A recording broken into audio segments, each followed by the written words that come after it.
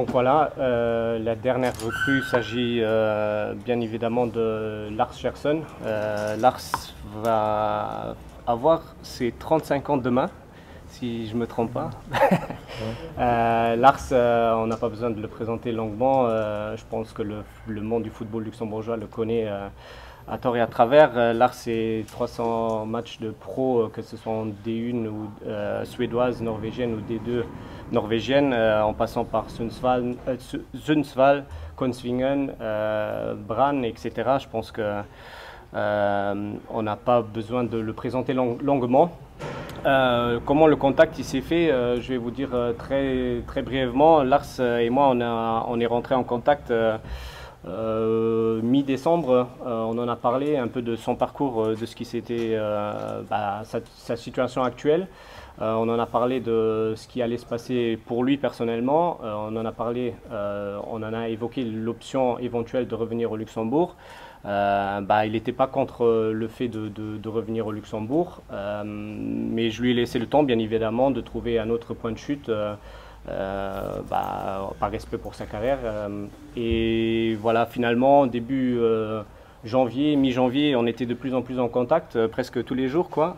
Ça s'est concrétisé. Je lui ai exposé le projet que nous on avait en place avec Niederkorn, le projet donc luxembourgeois entouré de jeunes joueurs à fort potentiel, et ça lui a énormément plu. Et en fin du mercato, il a décidé de nous rejoindre, et on en est très content et honoré de pouvoir rapatrier un international luxembourgeois avec 97 sélections, en espérant le magique nombre de 100 dans les prochains mois. Donc on souhaite la bienvenue à Lars, et on a hâte de le voir dans le maillot jaune et noir. Les questions? Oui. Lars, tu en es où au niveau de la préparation, au niveau physique? Comment ça s'est passé ces derniers mois et semaines? Oui, j'ai joué mon dernier match le 4 décembre, je crois. Alors, il me manque quand même un peu de rythme et un peu le foot. C'est normal. Et puis, normalement, je recommence les préparations le 8 ou le 10 janvier en club. Alors, il me manque les 3 semaines là. Et puis, je m'entraîne toute seule. Ça va aussi, mais il me manque l'entraînement avec l'équipe. Tu n'as pas encore repris du tout avec le progrès, en fait? Non, je suis venu hier. Okay. J'ai pas eu le temps encore. Lars, bonjour, ça fera donc un peu court pour te voir dès ce week-end sur le terrain? Oui, je crois, ouais. Tu as passé à peu près la moitié de ta vie dans le nord de l'Europe. Et selon ce qu'on savait, il y avait des opportunités du côté de l'Islande, du côté de la Norvège, du côté de la Suède. On aurait pu imaginer que tu aies envie de terminer ta carrière professionnelle dans cette région-là, vu que tu es installé là-bas depuis longtemps. Pourquoi pas l'après-carrière aussi? Qu'est-ce qui t'a incité aussi à te rapprocher du Luxembourg? Oui, comme tu dis, le plan c'était de rester là-bas, et j'avais aussi un contrat dans le club où j'étais, Kongsvinger, dans une rôle d'entraîneur dans le club. C'était déjà écrit dans le contrat pour l'année maintenant, mais après c'est fini pas comme on voulait là-bas, et moi je me sens encore bien et je veux encore jouer. Alors s'il veut pas me garder, tant pis pour eux, et moi je veux encore jouer. Alors ça est comme ça. Et puis comme j'ai dit, c'était le plan de rester en Scandinavie. Après quand on parlait, quand j'ai parlé plus en plus avec Yannick et Thomas aussi, comment ils m'ont montré le projet, je le trouvais très intéressant, et honnêtement beaucoup plus intéressant que des autres options qu'il y avait. Et je suis très content d'être ici. Et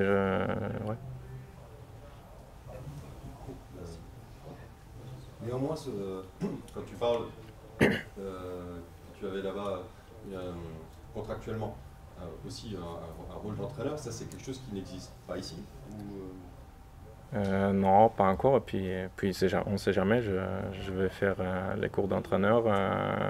Je vais essayer j'ai déjà fait le début là-bas. Je vais essayer de continuer ici, et puis on voit si s'il y a une possibilité de faire ça, après, on verra, mais je vais me concentrer sur le foot et d'être joueur pour l'instant. Le contrat ici, pardon, porte sur quelle durée? Une année et demie. Après, on peut le reconduire, comme vous en avez parlé là maintenant, soit en tant que joueur, soit dans une reconversion dans le club à définir. Ça, c'est des trucs qu'on en a parlé en interne, mais pour l'instant, c'est une année et demie de contrat. Est-ce que la présence de Jacques Strasser, que tu as connu en équipe nationale comme entraîneur ici, ça a pesé dans ta décision? A priori, il y avait d'autres clubs luxembourgeois qui étaient intéressés. Est-ce que ça a été un facteur décisif? Oui, j'ai parlé un peu avec Jeff avant, et puis moi, je connais déjà Yannick depuis l'équipe nationale. Et aussi, c'est beaucoup à cause de Yannick aussi, il faut le dire. Il a été honnête tout du début, surtout. Et ouais, je trouve vraiment le projet intéressant et un peu tout qui me plaît beaucoup. Et ouais, aussi j'ai parlé avec Mario par exemple aussi qui a fait un peu le même chemin. Et aussi, il m'a dit qu'il travaille très bien à Niederkorn. Et ouais. Bonjour. J'ai une petite question pour toi. On connaît ton attachement à la sélection nationale. On sait aussi que sur ces dernières années, c'est de plus en plus difficile d'être appelé lorsqu'on évolue en Belgian League. Est-ce que c'est une discussion que tu as pu avoir avec le sélectionneur national ou pas? Oui, je lui ai demandé qu'est-ce qu'il pense si je viens jouer en BGL, qu'est-ce qu'il pense pour le futur avec l'équipe nationale. Je lui ai demandé. Et pour lui, je crois que c'est pas un problème. Il a dit si je joue et je suis en forme, il veut toujours me prendre pour une option pour être là pour l'équipe nationale. Et ouais, je vais encore essayer d'avoir les 100 matchs. Je vais essayer, et puis si on arrive, on arrive. Si on n'arrive pas, on n'arrive pas, mais je vais l'essayer. Justement, Lars, par rapport à ton temps de jeu, tu as des garanties parce que la concurrence est assez rude. Oui, avant de venir, j'ai regardé un peu les matchs contre Djurgården en Europa League. Ouais, c'était le seul match que je pouvais voir sur le Y-Scout en Norvège. Et je vois qu'il y a des bons joueurs en défense aussi. Et, ouais, je suis prêt pour les pousser un peu et pour leur donner de la concurrence. Il n'a pas encore été question avec Jeff de ton utilisation sur le terrain. On parle justement de la concurrence. On sait que tu as un passé de milieu de terrain. Est-ce qu'à ton âge, tu pourrais encore envisager, sachant que ça fait plusieurs années que tu joues plutôt derrière, de remonter d'un cran pour justement donner plus d'options à cette équipe qui est déjà bien armée derrière? Oui, je joue toujours où il me met l'entraîneur. Après, moi, je me préfère moi-même derrière maintenant parce que c'est là que je joue les dernières années. Et puis j'ai fait 1 ou 2 matchs en 6. Ouais, ça marche aussi, mais si moi je serais l'entraîneur, je me mets derrière et je préfère des autres joueurs un peu plus dynamiques peut-être au milieu, mais je crois que ça peut marcher encore s'il y a besoin. Lars, j'imagine que tu es sorti de la dernière campagne avec l'équipe nationale avec un goût de trop peu, comme tes petits camarades d'ailleurs, mais est-ce qu'à titre individuel, tu n'as pas l'impression d'avoir un peu payé la mauvaise prestation collective en Irlande du Nord plutôt que d'autres, puisqu'après tu n'as pratiquement plus joué? Comment tu as vécu ça? Oui, le match contre l'Irlande du Nord, là j'étais dans une phase au club où j'avais pas joué, je crois 5 matchs, quelque chose comme ça. Alors j'étais pas dans la meilleure forme peut-être pour ce match-là et je croyais aussi pas que je devrais jouer avant. Et puis dans le stage après, j'étais bien en forme. Là, je trouve qu'il devrait me mettre, mais des fois c'est comme ça le foot. Et on n'a pas fait notre meilleur match en Irlande du Nord. Et après, je veux toujours être une option. Je crois pour l'entraîneur, si on veut jouer un peu, s'il veut ma relance un peu, je veux toujours être là pour l'aider. Et puis, ils ont fait des bons matchs aussi, eux qui ont joué à la poste là. Après, je trouve qu'ils ont fait des très bons matchs. Lars, une dernière question. Est-ce que c'est important pour toi de pouvoir encadrer les jeunes et justement d'essayer de les faire progresser pour qu'ils puissent connaître le monde pro? Oui, oui, bien sûr, je veux bien être un bon rôle modèle pour eux. Si je peux leur aider sur le chemin, je veux bien le faire. Après, c'est pas quelque chose que je pense trop dessus. Je le fais un peu naturellement, je crois. Et puis, il me suit s'il veut, et s'il veut pas, il faut d'autres choses. Mais c'est pas je le fais un peu naturellement, je crois. J'avais également une dernière question. Quand on n'a pas joué au Luxembourg pendant aussi longtemps, ça génère forcément de l'attente. Ton arrivée, est-ce que faire tes premiers pas en BGL League à 35 ans, fin de carrière comme ça, est-ce qu'il y a une forme de pression vis-à-vis de ça, puisque vraiment le public luxembourgeois va enfin pouvoir te voir à l'œuvre régulièrement, sachant que c'est un championnat qui n'a pas toujours réussi au gros CV, on va dire.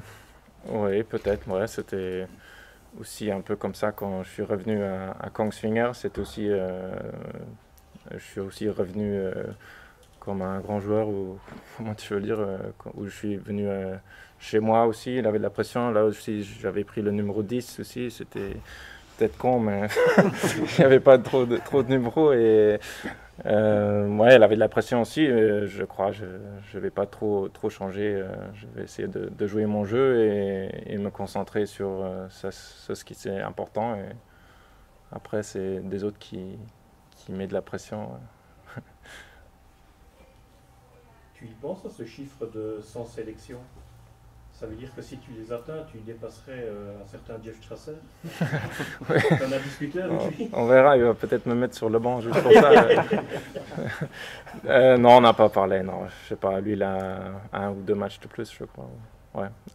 Non, on verra. Si je vais encore tout faire professionnel comme j'ai fait les dernières années là. Et ouais, je crois que si je suis en forme et à une place, il faut être prêt de prendre tous les matchs qu'on peut. Et je vais essayer d'être fit et prêt. Après, il y a des autres joueurs aussi qui peuvent se blesser. Moi, j'espère pas, mais il y a toujours une chance qui est là. Et ouais, il faut être prêt. Qu'est-ce qui va te manquer le plus dans le monde professionnel que tu as connu, même si ici on ne peut pas vraiment non plus ne parler que d'amateurisme, hein, mais qu'est-ce qui va te manquer de plus et qu'est-ce qui va te soulager le plus les non-déplacements? Oui, non, je crois il travaille encore bien, je trouve, à Niederkorn. C'est aussi ça qui me plaît quand même, il veut être encore plus professionnel. Il veut prendre les petits piliers pour arriver là.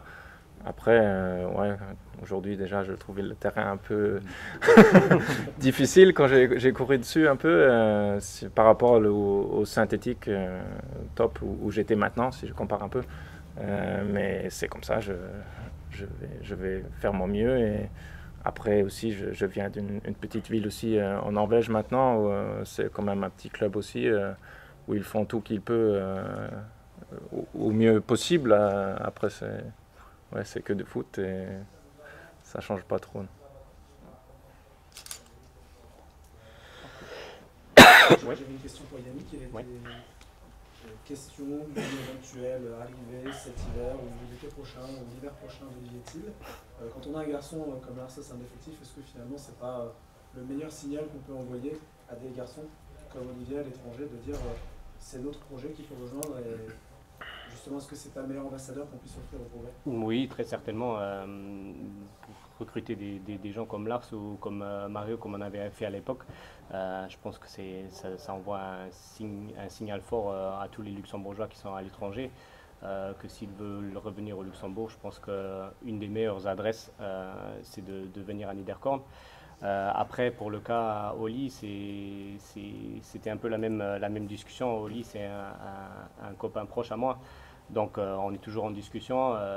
Il a toujours quelques soucis par rapport à la situation en Ukraine. Il a une famille ici avec une femme et 2 enfants. Donc l'éventualité de revenir au Luxembourg, elle était réelle. Après, vu la situation contractuelle qu'il a pour l'instant, c'était relativement compliqué de le rapatrier là maintenant en hiver. Mais voilà, c'est une discussion qui reste ouverte pour les prochains mois, oui.